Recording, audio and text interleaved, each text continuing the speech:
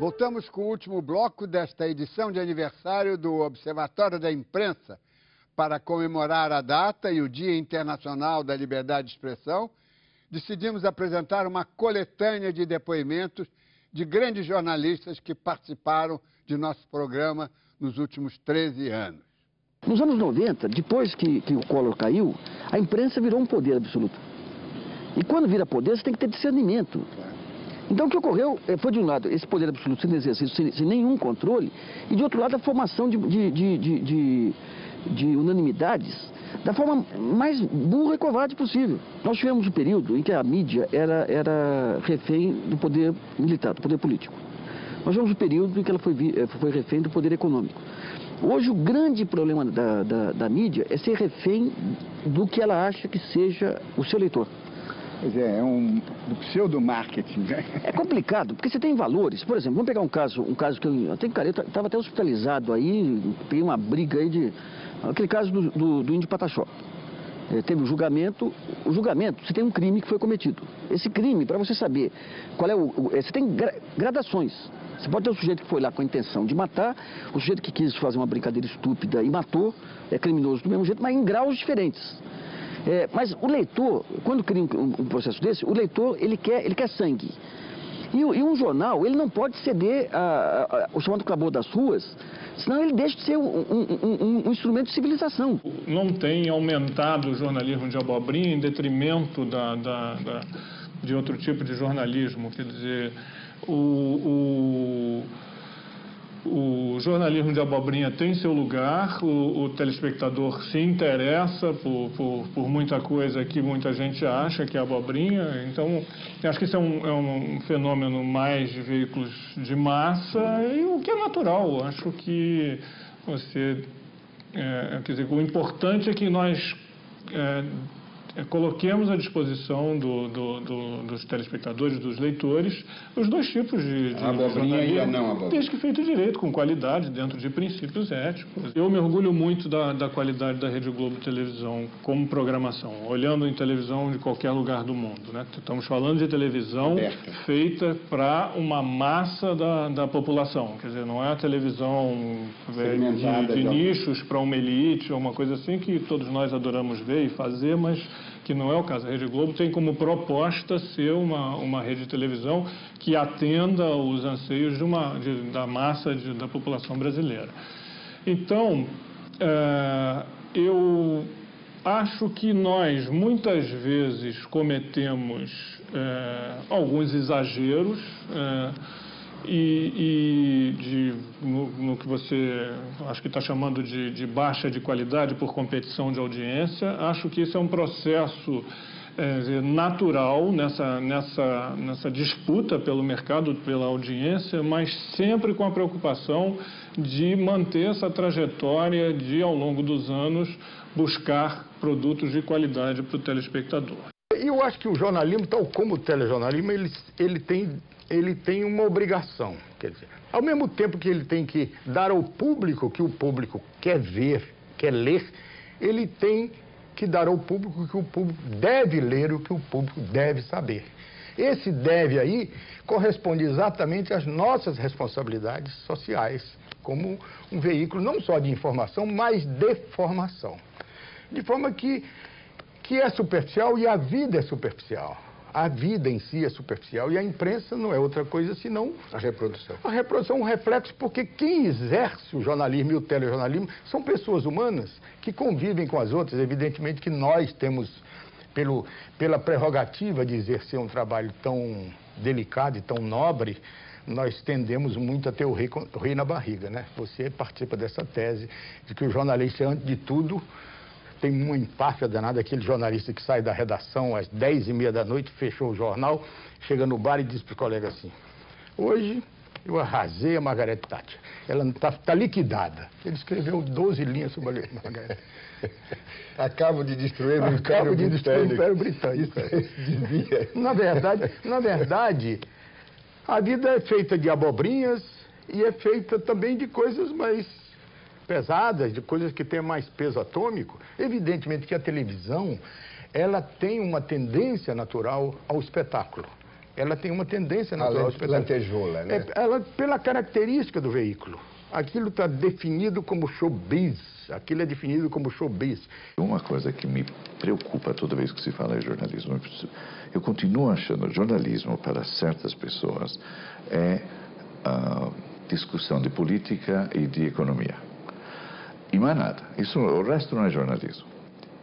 Eu preciso insistir que jornalismo hoje em dia no mundo necessariamente envolve muitas outras coisas e muito importantes. Por que são importantes? Porque são importantes para o leitor, são importantes para o público, são importantes para o telespectador. Afinal de contas, nós não estamos fazendo jornalismo para nós mesmos e não estamos fazendo para um pequeno círculo de iniciados. Estamos fazendo para o maior público possível. A sociedade moderna, não só brasileira, mas no mundo inteiro, basta ter um tarado aí que faz alguma coisa, mata, 10 crianças com metralhadora, ou envenena alguém, ou tem um suicídio de 20 pessoas, ou tem um estuprador que... Ou essas coisas horríveis, hediondas, chamam a atenção mais do que qualquer outra coisa. Quer dizer, tenta gerar o mesmo interesse do público sobre, a crise econômica na Ásia. Mas nunca. Você não consegue. Mas nem que você passe 24 horas por dia na TV Globo. Você não consegue fazer com que as pessoas se interessem. Ok. Crime, sangue, escândalo, corrupção, essas coisas, infelizmente, a nossa espécie curte. Não sei porquê, mas curte. A gente procura submeter o próprio jornal a esse espírito de controvérsia, né? Até hoje, no contexto das publicações da chamada grande imprensa, é o único jornal que mantém um profissional exercendo as funções de ombudsman, né? Ou seja, de crítica do próprio jornal. Aos domingos nós publicamos uma coluna em que o ombudsman, atualmente uma mulher, a Renata Lopretti, faz uma apreciação questionadora, né, da atividade da própria Folha e da mídia em geral ao longo da semana.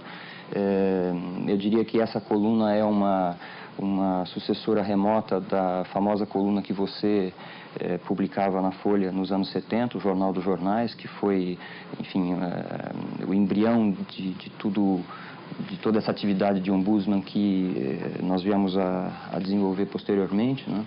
De modo que a Folha é também, e até infelizmente, o único jornal da grande imprensa que publica uma sessão diária de retificações, onde se procuram corrigir os erros que tenham sido cometidos, né?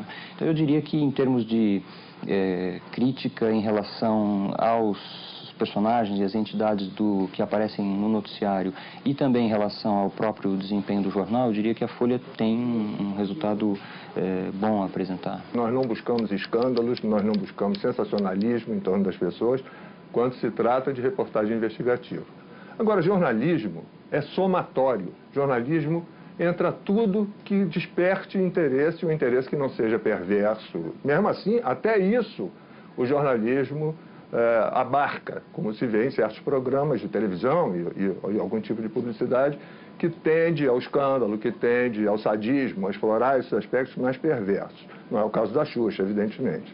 Mas só para você ter ideia, eu até selecionei aqui para você ter ideia do que é a universalidade do jornalismo. O jornalismo abarca tudo, né? Por exemplo, a Folha de São Paulo, que é uma espécie de catedral do farisaísmo, da hipocrisia no Brasil, né?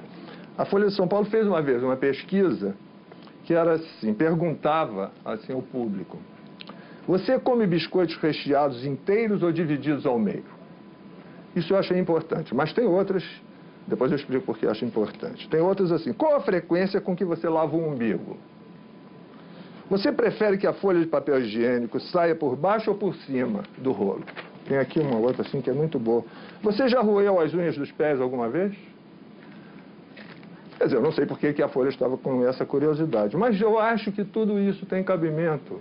No caso da Xuxa, quer dizer, eu não sei se você observou que todos aqueles colunistas e analistas políticos da Folha ficaram de cronômetro marcado para ver em fila. Eu fiquei até vendo essa cena que deve ter sido bonita. Todos cronometrando o Jornal Nacional para ver quanto tinha de venda das teles e quanto tinha de Xuxa. Foi formidável aquilo.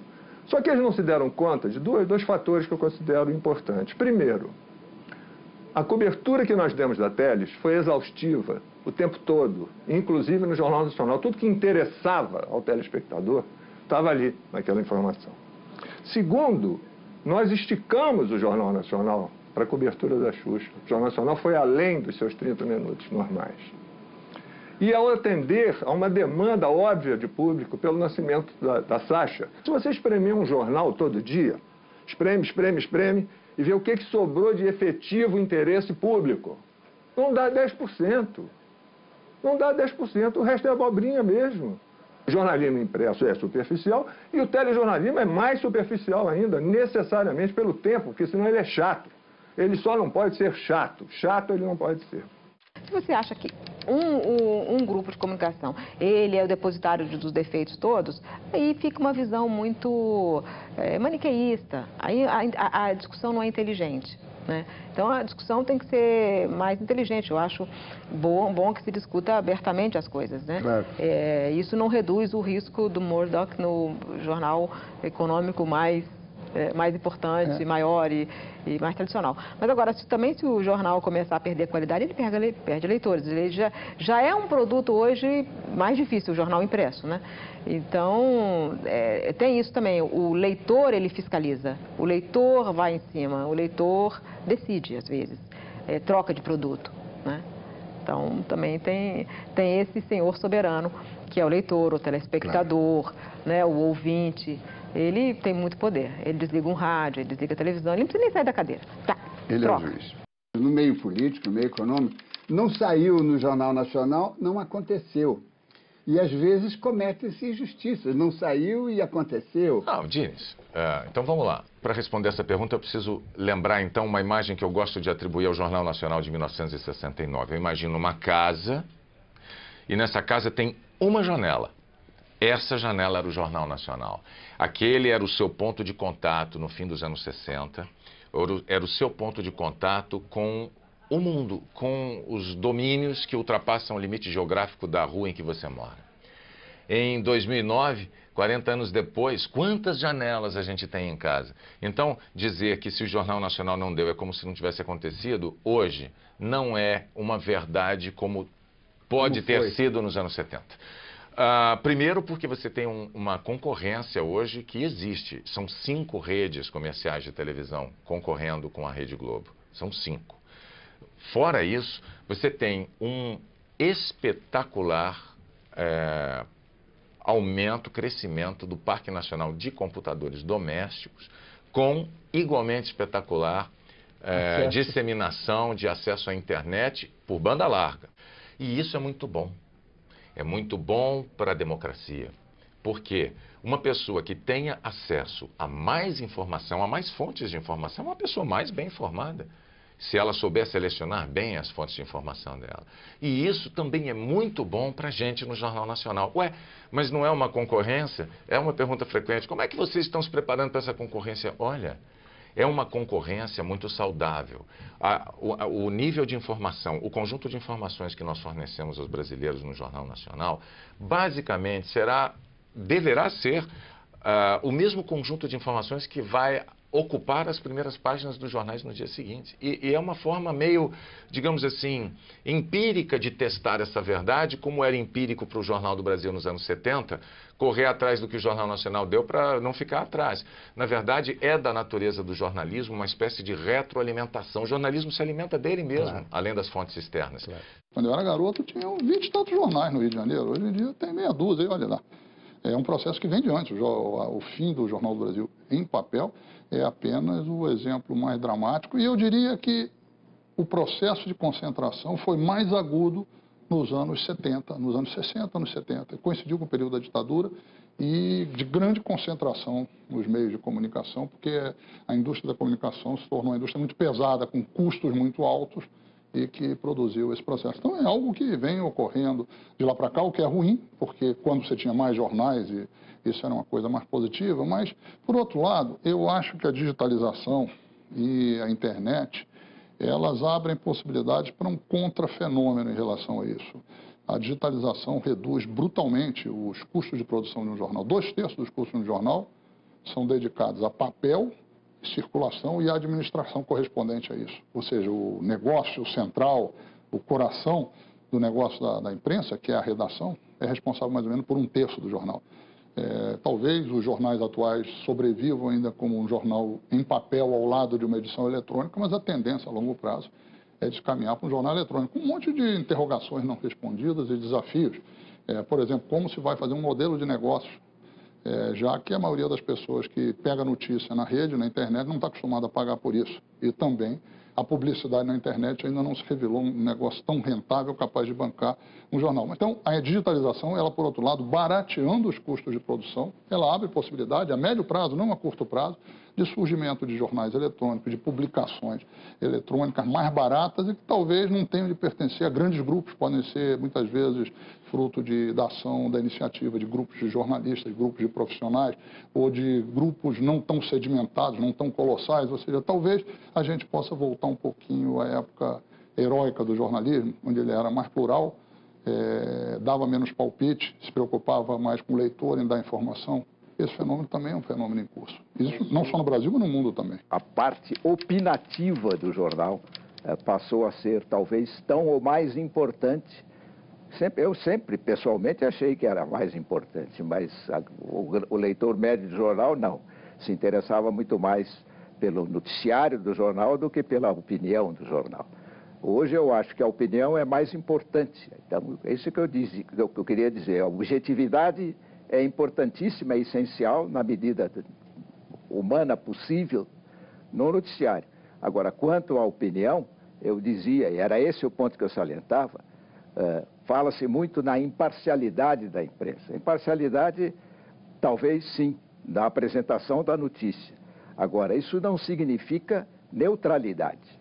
No caso do jornal Estado de São Paulo, o que caracteriza o jornal e o que deu força para o jornal durante toda a sua existência foi o fato dele assumir sistematicamente posições quando há conflitos de ideias, quando há confronto de ideias e de concepções, de políticas, de seja o que for.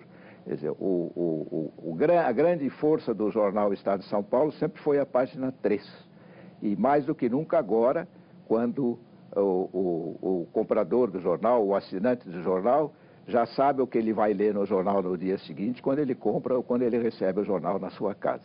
A única preocupação dos jornais tradicionais deve ser de se tornar uma leitura necessária para certos grupos sociais que nunca serão, evidentemente, majoritários, serão grupos minoritários, mas serão os grupos que decidem, serão os grupos que governam, tanto no plano propriamente do público, quanto no plano privado. E ninguém lê jornal por prazer. Todo mundo lê jornal porque precisa ler jornal. Ou porque é inteligente, porque é culto e quer se informar, ou porque os seus negócios exigem que ele leia jornal. Para mim é a única salvação para os jornais. Tentar fazer o jornal ser lazer ou concorrer com entretenimento, tudo é tempo perdido. Chegamos ao final desta edição. Todos esses depoimentos que exibimos mostram o quanto o jornalismo precisa ser examinado e debatido. Esta é a tarefa do nosso programa. Afinal, você sabe, acompanhando o Observatório da Imprensa pela internet, pela TV ou pelo rádio, você nunca mais vai ler jornal do mesmo jeito. Boa noite.